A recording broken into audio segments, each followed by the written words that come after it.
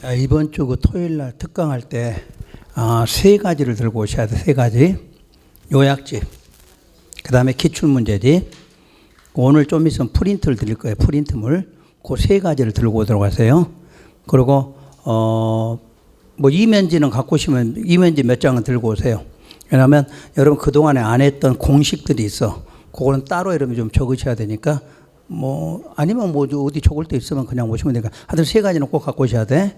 지금 갖고 있는 요약집, 기출문제집, 그리고 프린트물. 프린트는 이제 오늘 나갈 거니까 오늘 나가면 미리 꼭 한번 읽어보셔야 돼요. 끝까지. 읽어보시고 항상 기출문제 풀 때는 답을 볼펜으로 체크하지 말고 연필로. 그리고 이제 다 한번 풀었으면 또 치워. 그리고 또 한번 또 풀어보고. 그래서 틀릴 때마다 틀린 게 뭐가 틀린지 이걸 보시라는 얘기야. 볼펜으로 딱 해놓으면 어떻게 돼? 답이 이제 이걸로 알고 읽으니까 다른 거 응용이 안 되는 거야. 근데 여러분들이 항상 그래서 이제 문제 풀 때 의미가 없어져. 문제는 기출문집을 여러분들이 한 최소한 3번을 읽으셔야 돼. 3번. 여러분 스스로. 내가 수업해 준 건 빼고 수업을 안 했더라도 여러분 스스로 3번 정도는 꼭 읽어보셔야 돼. 그러면 무조건 합격한다 생각하시면 돼. 근데 그 해놓은데 답을 이렇게 볼펜 체크하신 분들이 꽤 많아. 근데 그러면 공부 하나도 안 돼. 자기는 공부를 열심히 한다고 그러는데 의미가 없어. 별로 효과가 안 나는 거지. 연필하고 한번 딱 하고 틀린 거 해설이 있거든. 그 바로 해설이 있어. 그러니까 문제 풀릴 때는 뭘로 가리는 게 있어야 돼. 해설 안 보고 풀고 틀렸는지 맞았는지 확인하고 다 해설 안 보고. 해설 보는 건 당연히 보라고 돼 있어. 그러니까 보시면 돼. 대신에 문제 풀기 전에 보면 안 되는 거지. 풀어놓고 내가 맞았으면 다른 해설 볼 필요 없어. 해설들이 별로 안 좋더라 보니까. 예를 들어 없다 그러면 있다 이렇게 그런 거지. 있다라고 고치는 거야. 왜 있다인지 설명을 해야 되네. 그런 게 안 돼 있더라 보니까. 해설이 너무 잘 안 부실해. 뭐가 있다 그러면 없다. 그건 여러분도 해설 달 수 있지. 그 해설하는 게 아니지. 왜 있다 없다인지 해설을 해야 돼. 그런 거더라고. 근데 맞추면 여러분 그 문제를 풀어서 맞췄잖아. 근데 애매하게 맞춘 건 안 돼. 확실하게 이게 답이다고 맞추면 해설 볼 필요 없어. 근데 조금 애매하고 좀 맞아서 그러면 해설하면 또 있고. 그럼 이제 한 달 후에 또 읽었어. 그럼 또 틀릴 수 있거든. 또 맞을 수도 있고. 그러니까 계속 연습을 해서 이게 완벽하게 됐다 싶으면 시험장 가시면 합격하시는 거야. 근데 여러분들 뭐 체크를 해놓으면 완벽하게 한지를 모르잖아, 이게. 그것도 연필도 너무 굵은 걸로 해놓으면 나중에 표시나니까 이게 답이네 이러지 말고 살짝 해놓고 연습을 하시라는 얘기야. 그게 기출문제 푸는 요령이에요. 그것만 잘 하시면 여러분 시험장 가면 원래 모든 시험이 마찬가지예요. 민법부터 시작해서 모든 과목이 뭐 세법 같은 건 빼고 기출문제가 50%가 나와. 여러분 시험에 기본으로. 그게 바로 절대평가야. 절대평가는 새로운 문제를 만들어내기는 하는데 새로 만드는 문제는 실제로 20%밖에 안 돼. 새로운 지문은. 있던 지문을 약간씩 바꾸는 거고 똑같은 지문은 50% 나와. 똑같은 지문은. 그래서 여러분 기출문제를 하라는 거야. 그러면 거의 반은 기본으로 되잖아. 그럼 반하고 거기 가서 조금 더 하시면 되는 거지. 그래서 이제 여러분들이 마지막까지 이제 강의를 듣다 보면 새로 나오는 지문까지 다 배우게 되니까 그렇게 하고 가시면 되지. 그러니까 기출문제는 가장 좋은 방법은 5, 6월 달 그냥 진도 끝나면 그 부분을 여러분 한 번씩 풀어보시면 돼. 가장 읽어보시면 가장 좋은 방법이야. 그런 식으로 해서 여러분 시험 때까지 한 3번 정도 본다 이렇게 하고 가시면 뭐 큰 문제 없을 거예요. 자, 이제 건축공사 절차. 자, 176. 먼저 건축물 뭐 하라? 설계. 그럼 설계는 누가 한다? 건축사가 설계. 그럼 건축사가 설계해야 되는 경우가 3가지가 있어. 자, 건축 무슨 대상? 허가 대상 건축물. 그 다음에 3번 먼저 건축물 무슨 대상? 신고. 그러니까 당연히 건축은 허가나 신고 대상 건물은 누가 설계해야 돼? 건축사가. 여러분이 설계한 건 인정 안 한다 그 말이야. 그리고 동그라미 2번. 주택법에 따른 뭐 하는 거? 리모델링. 주택법에 의해서 리모델링하는 건축물도 반드시 건축사가 설계하라 이렇게 돼 있어. 그럼 다시 이제 건축사 설계하는 거 3가지. 허가 대상, 신고 대상, 주택법의 리모델링이에요. 그런데 그렇게 내면 너무 쉽거든. 바로 신고 대상에는 2가지는 안 해도 된다고 돼 있어. 신고 대상 아까 배운 거 바닥 면적 합계 85 미만의 뭐 증계 대축 아까 배웠죠? 요거는 건축사가 설계 안 해도 돼. 또 연면적 200 미만 3층 미만인 건축물의 뭐 대수선. 건축 아니야? 건축은 당연히 해야 되는데 대수선일 때. 아까 숫자 200 미만 3층 미만 그거 대수선에 대해서는 건축사가 설계 안 해도 돼. 요런 걸 딱 지문에 집어넣는 거지. 그다음에 착공신고. 항상 착공신고란 공사계획을 신고하는데 역시 세 가지. 허가대상, 신고대상 건축물. 그리고 허가대상 무슨 건축물? 가설이야. 그러니까 일반 건물은 허가 신고 다 착공 신고해야 돼. 근데 아까 가설 건축물은 거기도 허가가 있고 신고가 있었지. 근데 무슨 대상만? 허가대상. 허가대상 가설 건축물만 착공 신고하면 돼. 그래서 그 옆에 건축주가 뭐 하기 전, 공사 착수하기 전에 공사 계획을 허가권자에게 신고하라. 다만 하고 여기 신설이 됐어. 거기 써졌죠. 2020년 몇 월? 5월 1일자로 신설이 됐지. 그러니까 여러분 최근 그 전에 나왔어. 그래도 이게 다 개정상 들어가 있잖아. 5월 1일. 다만 건축물 관리법에 따라 건축물의 무슨 해체 허가를 받거나 신고했어. 그러니까 있던 건물을 해체하기 위해서 허가를 하거나 신고했는데 거기에 착공 예정일이 기재돼 있어. 착공 예정일. 그 날짜가 기재돼 있을 때는 착공 신고할 필요 없다. 그 문제겠죠. 그다음에 건축 시공은 안 보셔도 돼. 그거는 시험하고 상관없어. 자, 4번 공사감리. 그래서 공사감리 1번 감리자 지정. 원칙 누구를? 건축사를 감리자로. 아까 저 위에서 건축사가 설계를 했잖아. 근데 그 건축사를 또 감리자로 지정해야 되는 경우가 바로 동그라미 1번 무슨 허가? 건축허가. 그러니까 건축허가 대상은 건축사가 설계도 해야 되고 그 건축사를 누구로 지정해야 돼? 감리자로 지정해야 돼. 그럼 괄호 속에 건축신고 대상 건축물이나 가설 건축물은 제외라고 써 있지? 그럼 신고 대상이나 가설 건축물일 때는 감리자 지정할 필요가 없다. 그 말이네. 요걸 또 시험에 낸 거 아니야. 그러니까 허가 대상은 설계를 누가 했어? 건축사가. 다시 그 사람을 누구로? 감리자로 지정해야 될 의무가 있다. 그 내용이지. 그리고 2번 사용 승인 받은 후 15년 이상 경과된 건축물을 리모델링 할 때 그때도 감리자, 건축사를 감리자로 지정하라 돼 있는데 우리 시험 쪽은 2번까지는 관련이 없어. 하여튼 1번 허가 대상을 꼭 기억하셔야 돼. 허가 대상은 건축사가 설계하고 그 건축사를 누구로 지정하고 감리자로 지정한다. 그 다음에 예외는 다중이용 건물. 우리 다중이용이 얼마였지 규모? 바닥 면적 합계가 5천, 층수를 얼마? 16층. 그런 건물은 규모가 크기 때문에 건설 기술 용역자나 또는 건축사를 감리자로 지정하라 이렇게 나는데 그 정도까지는 봐줘야 돼. 그다음에 감리자 의무 볼 필요 없고 오른쪽 넘어가서 양괄호 4번 체크. 그러니까 특히 절차 문제는 체크한 것만 공부하시는 거지. 자, 4번에 감리 보고서 제출 의무. 공사 감리자들은 1번 공사가 일정한 진도에 다다르면 감리 무슨 보고서? 중간 보고서. 그리고 2번 공사가 완료되면 무슨 보고서? 공사 완료 보고서야. 그러니까 보고서 종류가 두 가지지. 어느 이제 법령으로 어느 일정 시점 되면 중간에 한번 만들어 해서 중간. 다 끝나고 만들면 완료 이렇게 되죠. 그 두 가지 보고서를 작성하면 그걸 일단 누구한테 제출? 건축주. 다시 건축주는 뭐 신청할 때? 사용승인 신청할 때 허가권자. 요 순서. 그러면 5번 건축물의 사용승인 신청. 다시 건축주는 사용선칭을 해야 되는 것이 세 가지. 건축허가, 건축신고대상, 그리고 건축허가대상 가설건축물. 그럼 요게 어디하고 똑같나요? 아까 착공신고. 착공신고와 사용승인 대상이 똑같아. 그러니까 결론은 착공신고한 것은 반드시 뭐 받아야 돼? 사용승인 받아야 돼. 그렇게 연상하면 되겠네. 착공신고 건물은 공사 끝나면 뭐도 받아야 돼? 사용승인도 받아야 돼. 이렇게 해야 돼요.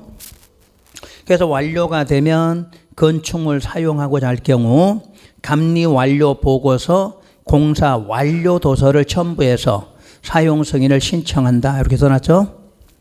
그럼 2번 승인서 교부 원칙. 허가권자는 신청서 받으면 항상 날짜는 무슨 날로 나와? 받은 날로 돼 있지?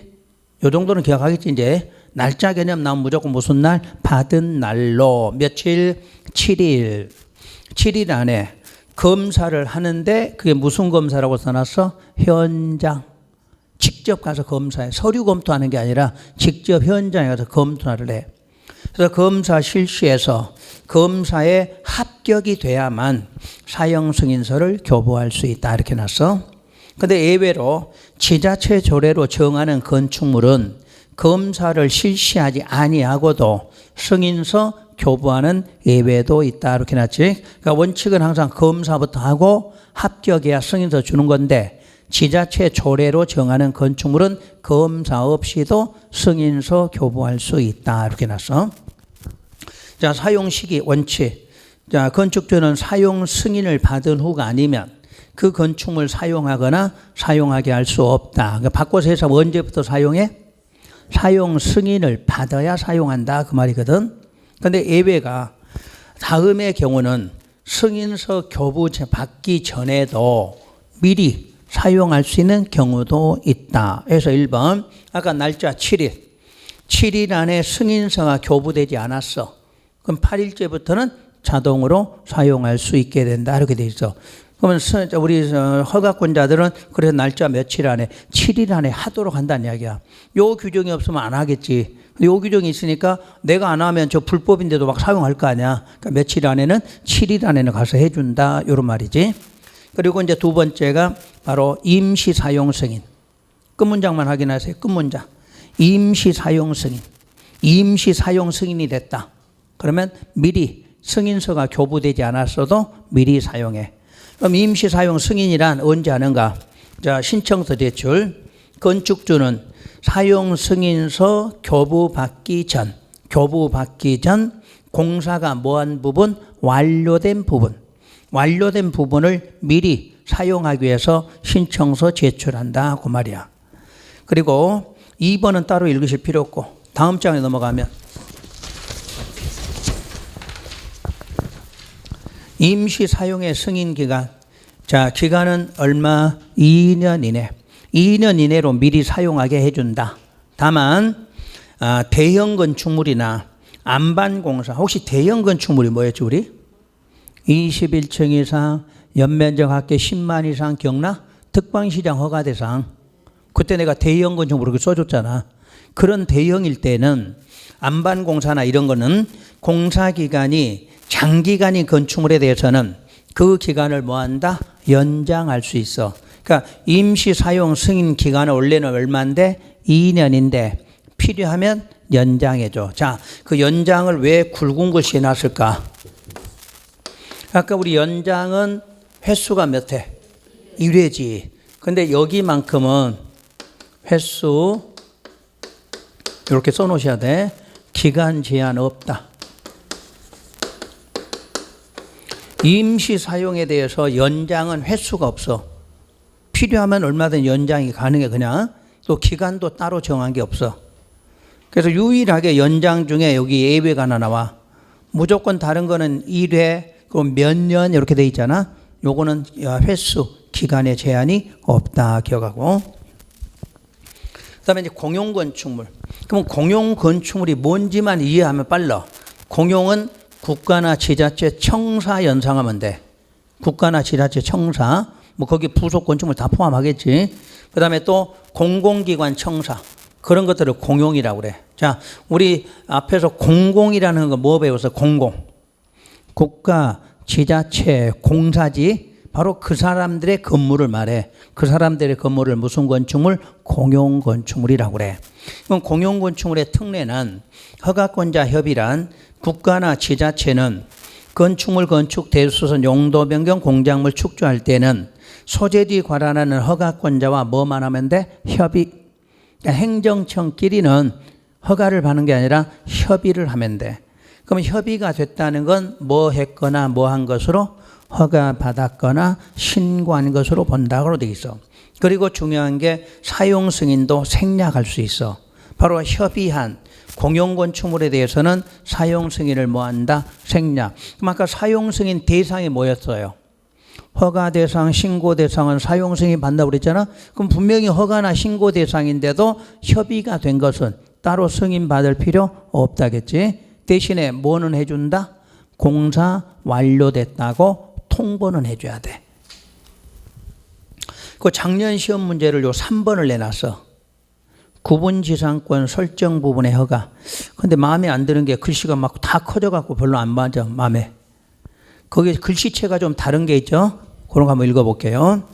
국가나 지자체가 소유한 대지의 지상이나 또는 지하의 여유 공간에다 구분지상권을 설정하여. 그러니까 국가나 지자체가 소유한 어디 아니면 어디에다? 지상이나 지하에다가 구분지상권을 설정했어. 그때 주민 편의시설 등 다음의 시설을 설치한다. 그래서 다음의 시설이 동그라미 1번부터 8번까지 쭉 써놨죠. 그런 시설을 설치하고자 할 때에는 허가권자는 구분지상권자를 건축주로 보고 구분지상권이 설정된 부분을 대지로 보아 건축할 수 있게 해주겠다. 이렇게 나온 거지. 근데 작년 시험은 요 시설을 물었어. 시설을. 사실 어렵지. 이런 시설을 하느냐 못하냐 이렇게 물으면 상당히 어려워. 보고 찾으면 쉬운데 암기해서 찾는 건 어렵지. 그래서 상식적으로 1종, 2종 근세. 근데 2종 근생이 안 되는 게 많아요. 근데 이런 걸 써놓은 거야. 이런 걸 써놓고 아닌 걸 찾아라 이렇게 써놓은 거지. 그러니까 어려웠지. 그러면 총포 판매소 이런 건 안 하겠지. 상식적으로. 지자체가 자기 동사무소인가 봐. 동사무소 지하에다가 여유 공간에다가 구분지상을 했는데 총포 판매소 이런 거 할 것 같아? 상식이지. 근데 장의사는 헷갈린단 말이야. 장의사는 오히려 있어야 될 것도 착각할 수도 있는 거지. 우리 편의로에 장의사 혹시 있지 않나? 이런데 이것도 별로 안 좋은 시설이라니까 거기는 안 들어가는 거지. 그리고 다중생활시설은 뭐였죠? 이거 고시원이니까 아니지. 고시원. 그리고 제조업소, 단란주점, 안마시술소, 노래연습장, 재배. 그러니까 상식적으로 이런 거를 출제하는 거야. 근데 이제 뭔가는 좀 감은 잡혔지. 별로 이런 거는 너무 우리가 일상생활에 필요한 시설이 아니잖아. 그런 것들은 빼고 하겠다. 이런 뜻이거든. 그럼 문화집회시설, 그리고 의료, 교육연구, 노유자, 운동, 업무시설. 역시 오피스도 안 되고. 그렇다고 이걸 또 공부할 수는 없어. 그렇다 이 정도만 알아야 되지.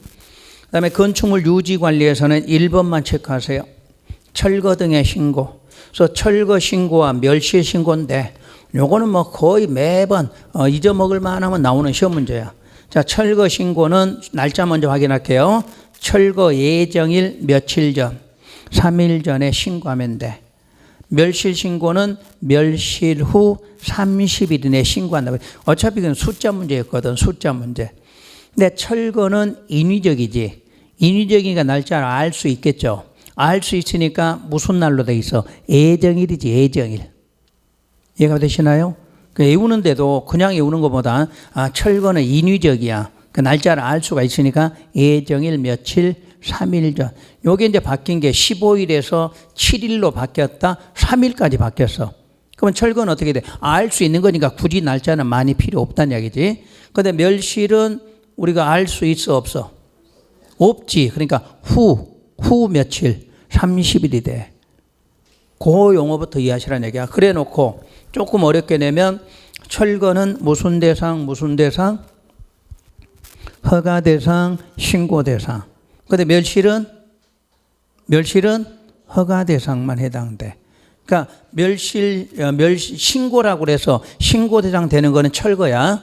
철거는 허가 대상이었던 신고 대상이든 철거하려면 인위적으로 하는 거니까 다 예정일 3일 전에 신고해야 돼. 근데 멸실 신고는 내가 처음에 신고한 건물이야. 신고 건물이는 멸실에도 신고할 필요 없다는 이야기야. 멸실 신고는 무슨 대상만? 허가 대상만 해. 허가 대상만. 그러니까 실무에 관련이 있다 보니까 시험에서 이걸 자주 출제하는 거고. 그 다음에 오른쪽에 3번 번호 안전관리 예치금. 이것도 작년에 시험 문제였어. 작년 시험 문제. 한 문제짜리. 그래서 여러분들은 거기 3번까지만 보면 돼. 3번, 동그라미 1, 2, 3번만. 내용은 많아. 내용을 다 볼 필요는 없어. 주로 나오면, 주로 1번, 2번 분야, 1번, 2번. 자, 1번. 건축 허가를 받은 자가 건축물 건축 공사를 뭐 하려고? 중단하고 장기간 공사 현장을 방치할 경우에는 공사 현장의 미관 개선과 안전관리 등 필요 조치를 하라고 돼 있어. 그래서 2번 허가권자가 연면적이 얼마? 1천 이상. 연면적이 1천 이상인 것만 안전관리 예치금을 예치한다. 이렇게 돼 있어. 그래서 작년에 이 숫자를 낸 거야. 연면 1천 이상 요 숫자를. 그리고 셋째 줄 뭐 하는 착공신고지. 그러니까 허가받고 착공신고를 하는 건축주는 그 다음 줄 장기간 건축물의 공사 현장이 방치되는 것에 대비하여 미리 미관 개선과 완전 관리에 필요한 비용, 즉 예치금이라는 것을 건축공사비 얼마? 1% 범위 내에서 예치하게 하자 이렇게 놨어. 그런데 그 건축주하고 가로 속에 토지공사나 지방공사는 제외, 그럼 이런 말 이해되나요? 우리가 저 앞에서 배울 때도 이행강제금 이런 거 배우잖아. 이행보증금 이런 거. 그때 누구는 제외? 국가나 지자체, 공공은 제외 이런 거 배웠잖아. 그러니까 예치하는 것도 누구는 제외, 공공에 해당하면 제외한다. 그런 말이야. 그 정도만 봐두시면 돼. 자, 다음 장 넘겨서 건축물의 대지 및 도로 해서 대지는 거기 단어를 잘 봐. 3절에 순서가 건축물이 나왔어. 그럼 건축물 다음에 뭐가 나와? 대지가 나와. 대지 다음에 뭐 나와? 도로가 나와. 그러니까 상식으로 여러분 건물 지으려면 뭐가 필요해? 땅. 그 땅이 뭔데? 대지. 다시 대지는 어디에 붙어 있어야 돼? 도로. 그래서 순서가 이렇게 나온 거지. 이 순서를 연상하면서 문제 풀어야 돼. 자, 1번. 대지 안전에서 양괄호 1번 그거 체크하세요. 양괄호 1번. 대지와 인접 도로면 대지는 인접하는 지표면보다 낮아서는 아니 된다. 맞나요? 맞아? 내가 지금 읽고 있는데 내가 맞았어 틀렸어? 다시 할게. 대지는 인접하는 지표면보다 낮아서는 아니 된다. 틀렸지? 다시. 대지는 인접하는 대지면보다 낮아서는 아니 된다. 그것도 틀렸지? 시험 문제 그렇게 나온다니까. 지금 여러분 보니까 금방 알아. 보고도 몰라 지금. 지금 내가 보고도 뭐 읽은지를 모른다니까. 그러니까 시험장 가면 이 지문이 나왔을 때 못 찾는 거야. 대지 단어 나오면 그 다음에 뭐 나와야 돼? 도로가 나와야 맞는다 그 말이야. 대지는 지표면 아니야. 대지는 대지면보다 낮아서 안 된다. 맞는 것도 같아. 대지는 어디면? 도로면이야. 도로면. 그 단어 건물은 뭐가 있어야 돼? 땅, 대지. 대지는 뭐가 있어야 돼? 도로가. 이런 순서라니까. 왜 그렇게 되는지 이유를 그 옆에다 그림을 하나, 저 위에다 그림 하나 그려봐요. 자, 요게 도로야. 요게 대지고. 요게 지표야, 지표. 땅이 땅. 그러면 지금 여러분 그림이 보기에도 도로가 높아, 대지가 높아? 대지가 높지. 그러니까 대지는 인접한 무슨 면보다 도로면 낮으면 안 된다는 높게 있어야 된다 그 말이지. 왜? 비가 오면 빗물이 이렇게 가야 되지. 만약에 도로가 높으면 반대로 빗물이 어디로? 대지로 다 들어올 거 아니야. 이 그림을 연상하면서 그리시면 돼. 그럼 만약에 낮으면 어떻게 돼? 여러분 학원 같은 거 나와 못 나와? 못 나오지. 맨날 밖에서 들고 퍼내고 있어야 될 건데. 그러니까 그러지 말라는 개념이야. 그러니까 모든 대지는 어디보다? 도로면보다 높게 있는 거야. 그걸 법에서 낮으면 안 된다니까. 높게 있다 이 말이지. 여기까지 이해되시지? 그러니까 이유는 뭐 때문에? 배수, 방수 문제가 있을 거 아니야. 그건 낮으면 안 돼. 그런데 예외가 있겠지 이제.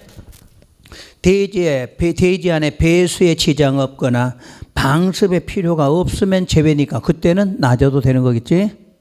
그러니까 원래는 이제 낮아서는 안 되는 이유가 뭐 때문에? 배수나 방습 문제가 있으니까 낮으면 안 된대. 거기에 문제가 없으면 낮아도 되는 거다. 그러는 게. 그러니까 그 정도는 시험에 출제해. 그 정도는. 그리고 4번 옹벽 설치. 손괴. 참 어려운 단어야. 그래서 거기다 한자, 또 한글 써놨어. 뭐 하지 않는 걸 무너져 내리지 않게 하는 거야. 무너져 내리는 거지. 그런데 손괴의 우려가 있는 토지에 대해서는 대지를 조성하려면은 다음에서 정하는 옹벽을 설치하거나 기타 필요조치 하라고 그랬지. 그럼 시험에서 손괴 우려가 있는 토지에는 대지 조성하면 안 된다. 그러면 돼, 안 돼? 안 되지. 할 수 있는 거야. 무너져 내릴 우려가 있게 되면 뭐 하면 돼? 옹벽을 설치하거나 기타 조치하면 된다. 이렇게 나오잖아. 그래서 여러분 시험에 숫자가 1번을 출제해서 1번을 성토나 절토 부분의 경사도가 1대 1.5 이상이고 높이가 1m 이상의 부분은 뭐를 옹벽을 설치하라고 그랬어. 근데 2번은 옹벽의 높이가 2m 이상일 때는 무슨 구조로? 콘크리트지. 그러니까 1번은 이제 옹벽 설치하는 기준이 1m 이상으로 하는데 그게 2m 이상인데 무너질 수도 있으니까 완벽하게 뭘 하라? 콘크리트로. 시험 문제는 이제 그런 개념까지만 내. 그 다음에 대지 안에 적용에다 별표. 특히 적용 문제는 거의 한 2, 3년에 한 번씩은 한 문제씩 통째로 나온 거야. 그래서 원칙은 시험에 내질 않아. 원래 원칙은 면적이 200제곱미터 이상인 대지야. 면적이 200제곱미터 이상인 대지에서 자, 건축물을 건축하려면 지자체 조례가 정하는 기준에 따라 조경이나 기타 필요 조치하라 그랬거든. 근데 이걸 지자체 조례로 정한다고 그랬잖아. 그러니까 시험에 더 이상 낼 수가 없는 거지. 그 대신에 2번에 조경을 안 해도 되는 거 요걸 출제한 거야. 조경을 안 해도 되는 건축물 해서 1번 녹지 지역에 다음에 쭉 내려오면 9번에 자연, 농림, 관리지역 나와 있죠. 그럼 이 시간부터 이제 조경 안 해도 되는 거 물으면 녹관농자야. 이해됐나요? 녹관농자라는 지문이 있는 곳에 건축물이 있다. 그럼 조경한다 안 한다? 안 한다. 이렇게 해석하면 돼. 그러면 여러분이 그동안 배울 때 주상공은 개발이고 녹관농자는 뭐야? 보전지역이지. 그럼 보전지역에는 나무 같은 게 잘 가꿔져 있을 거 아니야. 그러니까 그런 지역에다는 조경 의무가 없애준다. 이런 말이야. 그러니까 시험장 가면 지문을 찾을 때 녹관농자가 들어가면 야, 조경한다 안 한다? 안 한다. 그리고 공장이라는 단어가 몇 개 있지. 공장 나오잖아. 근데 이거는 규모는 외우지 말라는 얘기야. 여러분 시험장 규모까지 출제하면 맞출 사람 한 명도 없지. 그러니까 일단 숫자 써지 무시하고 뭐 나오면 공장 나오면 적용한다 안 한다? 안 한다. 그 축사도 적용한다 안 한다? 안 해. 그럼 이제 큰 의미 3개 배웠어. 지역으로 뭐 나오면 녹관 농자, 건물의 이름이 공장 축사. 그거까지 해야겠죠. 그리고 이제 뭐가 있냐면 8번에 보면 물류시설이 나와. 물류시설. 요즘 물류시설이 뭐예요? 우리 택배 같은 거 하려면 어디도 한번 일단 모아서 한꺼번에 가는 물류시설이 있거든. 그 물류시설인데 주거지역 또는 상업지역에 건축하는 건 제외 이렇게 했네. 그 물류시설도 어디에 있으면 적용해야 돼? 주거나 상업 쪽에가 물류가 있으면 적용을 해야 돼. 그러면 그런 지역이 없으면 적용할 필요 없다 이렇게 나오겠죠. 여러분 시험은 그거까지 출제돼서. 그리고 이제 하나 밑줄 긋은 거는 그건 상식이겠지. 대지에 염분이 함유돼 있어. 거기다 나무 심으면 돼, 안 돼? 바로 죽지. 그러니까 그럴 때는 안 해도 된다. 이런 말이거든. 그래서 여러분 기출 문제가 너무 간단한 문제가 한 문제씩 나와. 적용 문제는. 자, 다시 지역은 어디다? 녹관 농자에 써졌으면 적용 안 한다. 그다음에 이제 이름으로는 공장, 축사. 당연히 축사 이런 건 안 해도 되는 거 알겠지? 자, 그리고 자, 물류가 나올 때만 주의하면 돼. 자, 주거 지역의 물류 이렇게 나오면 어떻게 해야 돼? 적용해야 되는 거야. 근데 아무 내용 없이 그냥 물류시설 그러면 이건 안 해도 된다. 이렇게 해석하시면 돼요. 자, 그러면 이제 오른쪽에 가서 공개공지 거기도 별표 하시고. 그래서 적용하고 공개공지가 번갈아 가면서 출제가 돼. 그럼 공개공지라는 개념이 뭐냐? 공개공지 확보 지역, 다음에 해당하는 지역에다 환경을 쾌적하게 조성하기 위하여 건축물은 일반이 사용할 수 있도록 소규모 무슨 시설? 휴식시설 등의 공개 공지야. 그 공개 공지라는 게 뭐야? 공터야, 공터. 우리말로 여러분 일반적으로 공터. 법률용어로 공개 공지예요. 그 다음에 또는 공개 공간 해서 이 시간 이후로 전부 합해서 이걸 뭐라고 한다? 공개공지 등이라고 불러. 그러니까 옛날에는 공개공지, 공개공을 따로따로 이렇게 했는데 지금 다 합해서 공개공지 등이라고 불러. 그러면 공개공지를 만드는 이유가 뭐예요? 거기 써놔서 환경을 쾌적하게 조성하고 일반인들이 사용할 수 있는 소규모 휴식 공간 그랬네? 그 말이 이해해야 되겠지? 그럼 혹시 백화점 주변에 가면 그 입구 같은 데다가 등나무 올려놓고 의자 몇 개 설치하고 쉬게 만들었죠? 그런 게 공개공지야. 그런 개념이 연상되나요?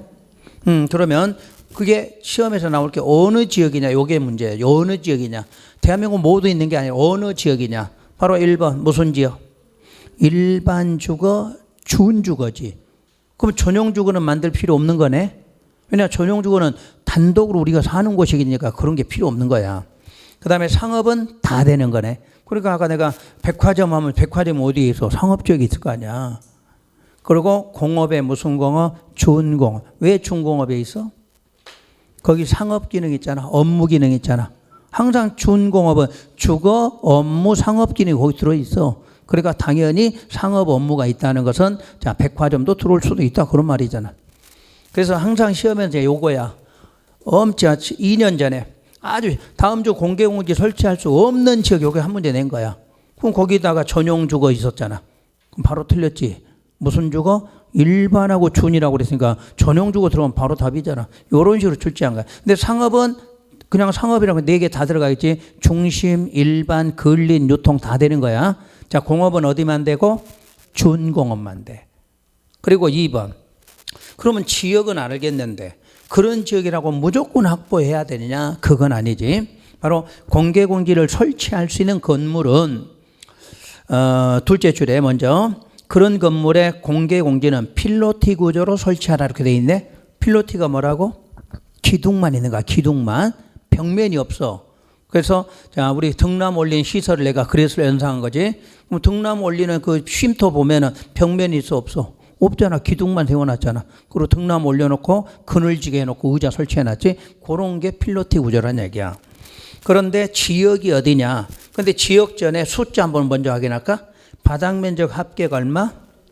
5천 이상이네. 그럼 다중이용 건축물하고 지금 비슷한 거예요 지금? 다중이용 건축물. 그래서 시설을 보니까 문화집회시설, 종교시설, 판매시설, 운수시설, 업무시설, 숙박시설이네. 다중이용하고 비슷하네. 거기다 페이지 적어봐요. 166 다중이용 건축물 써봐. 166 다중이용 건축물. 그거 잡고 166을 넘기면서 비교 한번 해봐요. 그래서 다중이용 건축물하고 이 공개공지 시험을 자주 내는 이유가 바로 그 부분이야. 서로 비슷한데 다른 게 있어. 자, 시설이 문화, 집회, 종교, 판매, 운수시설, 여객용 그것까지 똑같지 않아. 그런데 여기는 종합병원이 있어. 그 관광 숙박시설이 있어. 그런데 여기에도 보니까 뭐는 있는데 양쪽에 종합병원하고 업무시설 차이야. 다중에는 종합병원 있잖아. 그런데 요 공개공지는 없잖아. 그 대신에 공개공지는 업무시설이 있잖아. 업무시설. 그러니까 두 개 동그라미 업무시설. 앞에 관광. 아니 종합병원. 구분하겠죠? 그러니까 동일한 시설에 외우지 말고 없는 거를 기억하라는 이야기야. 다중에는 뭐가 있어? 종합병원이 있잖아. 근데 공개군 종합병원 없잖아. 대신에 뭐가 있어? 업무시설이 있잖아. 두 개 동그라미 해놓으면 되지. 나머지는 같아. 나머지는 확인하지 말고 두 개 동그라미 해라니까. 나머지 같다니까. 뭐 지금 내가 거짓말 할까 봐서 다시 확인하는 거야? 거짓말 할 수가 없어. 양쪽 차이점 바닥 면적 합계 5천인데 시험 문제 나올 때 다중에는 뭐가 있어? 다른 거랑 같은데 거기 종합병원이 있어. 그런데 요 공개공지는 종합병원이 없잖아. 대신에 뭐가 있어? 업무가 있잖아. 업무시설. 그렇게 비교하라는 이야기, 비교를. 자, 그럼 다시. 공개공지는 답을 두 개를 알고 가시면 돼. 자, 지역이 어디야 돼? 일반 주거, 준주거, 상업, 그리고 준공업에 거기에 건축물이 바닥면적 합계가 5천 이상이 되는 문화 집회, 종교, 판매, 운수, 업무, 숙박. 여기도 숙박은 종합 관광 호텔이야. 관광 호텔. 관광 숙박이라는 얘기야. 그런 쪽에다는 공개 공지를 확보하라 이렇게 놨어. 그러니까 백화점 주변에 가면 그런 걸 설치한 이유가 그거지. 그래놓고 2번 확보 면적은 대지 면적 얼마 10% 이하야. 그러니까 원래 그 대지의 10%를 뭘로 공개 공지로 확보해 줘야 된다 이렇게. 그럼 뺏긴 거지 사실은. 근데 이제 보완을 해주겠지 뭘로. 그리고 나머지 3번, 4번, 5번까지 한번 쭉 참고로 읽으세요. 그런 것들은. 그리고 양과로 3번. 건축법에서 뭐 해주겠다? 완화 적용하겠다. 그래서 완화 적용 1번.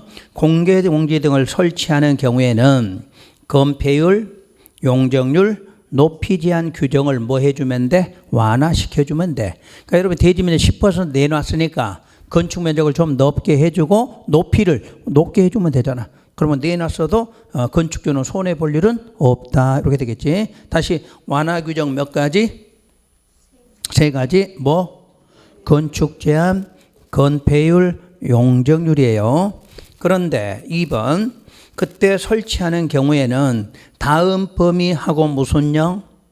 대통령령에서는 공개공지 등의 면적 비율에 따라 완화 적용한다 해놓고 다음 장에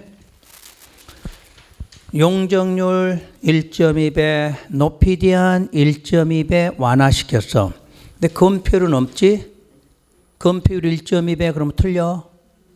완화는 3가지 시켜준다 했지만 세부적 기준은 건폐율은 안 줘. 용적률만 주면 따라서 완화되는 거지. 여러분들 어디서 반대로 배운 적 있지? 용적률이 강화되면 건폐율도 강화된다. 어디서 배웠지? 그렇지. 개발 밀도 관련. 그러니까 여러분들 앞으로 용적률이 강화된다 또는 완화된다 이런 말이 나올 거 아니야. 그러면 용적률이 강화되면 건폐율도 뭐 돼? 강화돼. 용적률 완화되면 건폐율도 뭐 돼? 완화되는 거야. 그러니까 굳이 용적률 1.2% 그러면 여기다는 따로 주지 않아도 자동으로 완화돼. 아셨지? 그러니까 요거는 개발밀도 관리구역에서는 강화된 거지. 지금 건축법에 공개공지 설치되면 완화된 걸로 나왔어. 그런데 어느 책에 보면 건폐율은 없는 걸로 써놨어. 큰일 나. 법조문상에 완화는 몇 개? 3개 완화하되 세부적 기준은 용적률과 높이 제한만 1.2배를 주는 거야. 용적률 1.2배 주면 건폐율도 그만큼 못해. 완화되게 돼 있어. 그러니까 이걸 모르고 건폐율은 완화 적용 안 된다. 또 거기다 주의사항 해놓고 써놓은 책이 또 있더라. 참 무식한 놈들 많아. 우리 기본서마다 그런 걸 많아. 기본서마다. 해석을 못하니까 이런 말을 해석할 줄을 몰라. 용적률만 강화된다 그러면 건폐율로 따라서 가는 거야. 용적률만 1.2%면 건폐율로 따라서 가는 거야. 그래서 써놓은 거는 주의해야 돼. 자, 일단 완화 규정으로 하면 몇 가지가 완화돼? 3가지가 완화되되 세부적 기준은 용적률과 높이만 몇 배로? 1.2배지. 건폐율 1.2배는 없다 그 말이야. 그게 없는 거지. 완화되는 게 없다가 아니란 얘기예요. 자, 그 다음에 반대하고는 참고로만 완화 규정 준용은 공개공지 설치 대상이 아닌 건축물이야. 그럼 아까 공개공지 설치 대상은 바닥면적 합계가 5천이고 무슨 시설이잖아. 근데 그런 시설이 아닌데, 자, 바로 공개공지를 설치한 거야. 적합한 공개공지 설치하면 그때는 완화 규정을 똑같이 준용해 준다. 이런 지문은 나온단 말이에요, 시험에서. 그러니까 설치 대상, 공개공지 확보 대상이 아닌 건축물도 공개공지를 뭐 하면? 확보하면 똑같이 뭐 해줘라? 완화시켜줘라. 이렇게 나온다는 이야기지. 그 다음에 이제 네모표 2번이 도로가 나와요. 그러면 이제 건축법은 도로 문제가 안 나오면 시험 문제가 안 되겠지, 이제. 근데 이 도로는 꼭 기억할 게 무슨 도로다? 소방도로야, 소방도로. 우리 길거리 있는 도로를 보는 게 아니야. 건축법에서 말하는 도로는 소방도로야. 그러면 무슨 건축법에서 왜 소방이 나와? 왜 건축 소방이 나올까? 자, 우리 화재는 땅에서 화재가 나, 건물에서 나. 그래, 그럼 건물을 짓는 법이 건축법이니까 건축법에서는 건물 지을 때 화재가 발생한 걸 대비해서 불 끄러 다니려면 뭐가 도로 확보하고 지어라. 그래서 모든 대지가 어디에 도로에 붙어 있고 도로가 있어야 건물이 나온다 그 말이지. 이게 기본적인 소방도로예요. 그래서 소방도로에서 도로의 정의가 나오는데 원칙이 나오는데 이 원칙 두 개를 반드시 기억하셔야 돼. 원칙이라는 게 동그라미 1번, 동그라미 2번이 원칙이야. 보행 및 자동차 통행이 가능하다 그러겠지. 가능 앞에다 동시라고 한번 써봐. 법조문에는 없지만 여러분 공부할 때는 가능이란 무슨 가능이야? 동시야. 그러니까 사람도 다니고 차도 다녀야 된다. 이런 논리야. 그럼 거기서 자동차는 무슨 자동차야? 내가 저거 써놨잖아. 소방차야, 소방차. 우리 승용차가 아니야. 소방도로라고 그랬으니까. 그러면 왜 사람과 자동차가 동시에 다녀야 되는가? 자, 불이 나면 소방차는 불 끄러 가고 사람은 동시에 피난을 해야 되거든. 그래서 동시라는 개념을 꼭 기억해야 돼. 그럼 동시에 다니려면 너비가 4m 이상인 무슨 도로? 통과도로야. 원래 법조문에는 통과라는 말이 없어. 그래서 우리는 항상 통과라는 걸 연상하고 공부해야 돼. 통과가 뭐야? 양쪽 길이 터 있어야 돼. 한쪽이 막히면 안 된다 그 말이야. 그럼 왜 4라는 숫자가 필요해? 차하고 사람이 동시에 다니려면 4라는 숫자가 필요하다. 그래서 건축법 숫자 요거 외워. 4. 무조건 도로 나오면 얼마? 4m 이상. 요거는 숫자 나와야 돼. 요 숫자는 외워야 돼. 원래 다른 숫자 나오면 잘 안 외우거든. 근데 건축법의 숫자 4는 외워야 돼. 무조건 도로 그럼 얼마? 4m 이상. 그게 원칙적 도로예요. 그러면 거기에 해당되지 않는 걸 전부 예외적이다 이렇게 말해. 그런데 원칙적인 도로가 1번, 2번인데 화살표가 내려가 있어. 다음에 해당하는 도로 또는 무슨 도로? 예정도로도 그 동그라미 1과 2번에 맞으면 도로로 보겠다 그 말이야. 예정이라는 말은 만들어졌어 안 만들어졌어? 아직은 안 만들어졌어. 근데 안 만들어졌는데 그 내용이 1번 2번에 해당한다면 그것도 도로로 본다는 얘기야. 그래서 계획 예정에다가 계획 이렇게 쓰세요.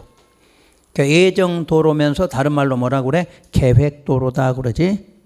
그러니까 여러분 들어봤잖아. 우리 동네 저 뒤로 소방도로가 난다더라 이러지. 난다더라 그 말은 뭐야? 아직은 안 만 거지. 예정이지. 그럼 뭐만 있어? 계획만 있는 거지. 그래서 우리 계획도로, 예정도로 이렇게 말하는 거죠.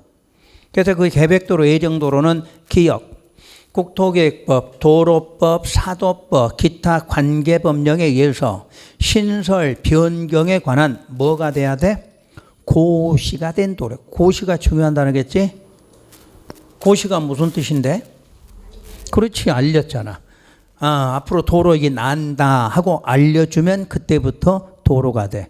그럼 여러분들 국토계획법 해봐. 국토계획법에서는 도로 설치하려고 한다. 그럼 국토계획 도로가 뭔데? 기반시설이지? 그럼 설치하려면 무슨 계획 결정? 관리계획 결정. 결정하고 뒤에 뭐 해야 돼? 고시. 요걸 말하는 거야, 요거. 요 고시. 그럼 고시가 됐으니까 알려주면 아직 안 만들어졌지? 근데 그날부터 뭐로 본다? 도로로 본다. 그 말이야. 그러니까 꼭 국토계획법이 아니라도 해당 법인데 요 세 개가 있는 게 아니야. 어떤 법이든지 법에 의해서 신설, 변경하겠다고 뭐만 하면 고시만 하면 그때부터는 모두 도로로 보는 거죠. 두 번째는 건축허가나 신고시에 시도지사나 시장 등이 그 위치를 지정하고 뭐 하면 공고한 도로야. 그러니까 고시 공고가 알린 거잖아. 그럼 허가권자 오늘 창원시장이 어디서 어디로 도로 난다 하고 지정한 다음에 공고하면 오늘부터 뭐다? 도로로 본다. 그런 뜻이에요. 그러니까 법으로는 고시하고 허가권자들은 공고만 하면 오늘부터 뭐다? 도로로 본다. 그런 뜻이에요. 또 그거를 우리 시험에 간단하게 내는 거야. 그 자체를. 그런데 예외가 동그라미 1번 차량 통행이 불가능한 도로 이렇게 놨네. 이게 예외지? 아까 원칙은 뭔데? 보행과 자동차 통행이 동시에 그랬잖아. 근데 지금 뭐가 안 돼? 자동차 통행이 불가능하다고 그랬잖아. 그럼 뭐만 되는 거야? 그래, 보행만 되니까 예외잖아. 그러니까 이유를 알아야 돼. 보행과 자동차 통행 다 돼야 원칙인데 차량 통행 안 되기로 했다. 그러니까 예외잖아. 뭐만 되니까? 보행만 되니까. 오케이? 그럼 위에 원칙을 정확히 알면 거기에 해당 안 되면 무조건 예외다 이러면 되네. 그래서 차량 통행에 불가능한 도로는 허가권자가 지형적 조건, 지형 조건으로 차량 통행을 위한 도로 설치가 곤란해서 지정 공간 너비가 얼마? 3m 이상. 그럼 두 가지가 예외네. 차량 통행 안 돼서 예외. 너비가 얼마? 3이니까 예외. 원칙은 얼마인데? 4 이상. 그게 원칙과 예외를 구분하는 방법이야. 자, 그럼 지형적 조건 밑줄 긋고 그 굵은 글씨. 급경사. 그 지형적 조건이 급경사로 연상하시면 돼. 그럼 급경사면 차가 다녀 못 다녀? 못 다녀. 사람은? 다녀? 경사도 90도. 못 다니잖아. 근데 이제 사람은 다니겠지. 뭐 급경사니까 여기다 여기까지 써야지. 계단식 구조. 그럼 사람은 다닐 수 있지. 계단식, 우리 경사진 쪽에 가면 어떻게 해? 계단 만들잖아. 그럼 차는 계단에 소방차 다 가 못 가? 못 가지. 아, 이 경비원 애들은 다니지. 근데 그거 생각하면 안 되고, 우리 무슨 차? 소방차라고, 소방차. 그래서 저런 요건이 생기면 소방차는 못 다녀. 그럼 누구만? 사람만 다니게 하면 굳이 4m 될 필요 없으니까 얼마? 3m 이상 이렇게 된 거죠. 그 다음 두 번째가 막다른 도로야. 왜 예외지? 원칙이 뭔데? 통과. 한쪽이 막혔어. 예외. 그럼 이제 원칙이라는 개념이 이해됐죠? 이제 원칙이 뭔지는? 그러면 이제 막다른 도로인데, 막다른 도로는 도로의 길이와 너비가 따로 정해져. 그래서 먼저 길이가, 막다른 도로의 길이가 10m 미만이면 너비는 얼마 나오죠? 2m 이상이야. 그 지문에 자 읽으면 이상인 다음에 도로 이렇게 돼 있잖아. 그러니까 숫자도 이상이 있어, 이상. 그 다음 10m 이상, 10m 이상, 35 미만. 그럼 얼마? 3m 이상. 마지막 35m 이상. 35m 이상이면 너비는 6m 이상 이렇게 돼 있죠. 그러면 시험 문제 이 숫자 안 내. 이 숫자를 내는 게 아니라 요걸 응용해서 주제. 그럼 요거하고 요거는 보행과 자동차 통행이 가능하다. 이렇게 나오면 맞아 틀려? 응? 틀렸어. 자동차가 되려면 4m 이상이어야 되잖아. 요렇게 출제한다니까. 그러니까 저 숫자를 외우는 게 중요한 게 아니라 35 미만일 때는 뭐만 가능하다? 보행만. 이렇게 시험 문제가 나와. 거기다 자동차 통행이 가능하다 그러면 틀렸다고 찾아야 돼. 그럼 여기는 요거는 보행과 자동차 통행이 가능하다 이렇게 나와야 되겠네. 근데 이게 왜 예외냐? 원칙은 얼마인데? 4 이상이지. 4 이상. 6 이상 아니지. 그래서 예외야. 그럼 왜 여기는 6으로 줘야 되느냐? 영어로 말하면 뉴턴, 우리말로 하면 회전. 막다른 고로에 불 끄러 갔다가 돌려서 나와야 돼. 그러려면 4 갖고는 안 되니까 거기다는 6을 준다. 요 뜻이겠지? 요 말을 그래서 다 뭐에 관련해서 불 끄러 가는 거야. 전부 불 끄러 가는 개념으로 돼 있어. 그럼 여기는 왜 보행만 되는가 이해를 해야 돼. 이제 막다른 도로인데 35m는 소방차가 안 들어가도 된다고 그런 거잖아. 보행만 된다고 그랬잖아. 그럼 35m면 여기 거리를 얼마 될까? 여기서 저기서 저 정도 되려나? 그럼 소방호스로 불 꺼 못 꺼? 끌 수 있지. 그럼 소방차 들어갈 필요 없다. 막다른 도로가 100m야. 그럼 호스 끌고 가서 불 꺼? 못 꺼. 근데 소방차가 들어가야 돼. 그 개념이야. 그러니까 35가 기준이 돼. 35까지는 뭘로? 소방호스로도 불 끄는 거리 이렇게 본다는 얘기야. 그럼 30은 넘으면 물이 안 나와. 찔찔찔 나오니까 소방차가 직접 가서 꺼라. 그런 개념으로 돼 있어. 근데 여러분 불이 나면 소방차가 한두 대 들어가는 게 아니죠. 근데 저런 이면 도로는 또 양쪽에 주차가 돼 있잖아. 그러니까 쉽게 못 들어가. 그래서 거기는 아예 처음부터 넓이를 6으로 해놓으라는 얘기야. 그래서 불 끄고 나올 때도 유턴해서 나오기가 쉽다. 그런 말이지. 거기를 거꾸로 나올 수는 없다는 얘기야. 그래서 그 개념을 정확하게 반영한 거야. 그 참 소방도로 괜찮은 도로지 이게. 우리 그냥 일반적으로 사는 거는 이런 도로가 아니야. 자, 건축과 말하는 것은 오로지 뭐를 위해서? 불 끄기 위한 개념으로 만든 걸 소방도로다. 이렇게. 저거 이해 못하면 자꾸 큰 도로 생각하면 연상 못해. 일반 도로하고 저거는 전혀 다른 개념이다. 이렇게 이해하시라는 얘기야. 그래서 우리 시험에서 도로 문제는 무조건 한 문제 걸렸다 하고 공부하시라는 얘기야. 직접 요놈을 내기도 하지만 아까처럼 대지는 어디에 붙었다, 도로면에 붙어 이렇게 나올 거 아니야. 또 그런 식으로 출제되니까. 그래서 일단 여기까지 정리해 두시고 쉬었다가 2번 대지와 도로의 관계라고 써진 여기서 들어갈게요.